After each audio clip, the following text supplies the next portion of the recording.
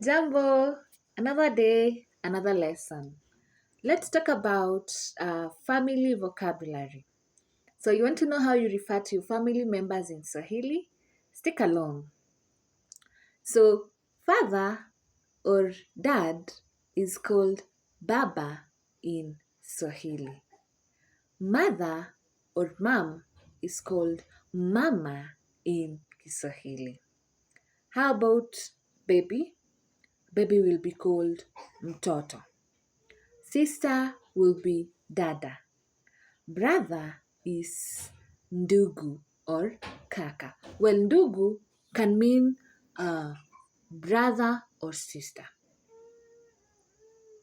So, mama, baba, dada, kaka, ndugu, and mtoto. Bye. See you in the next one.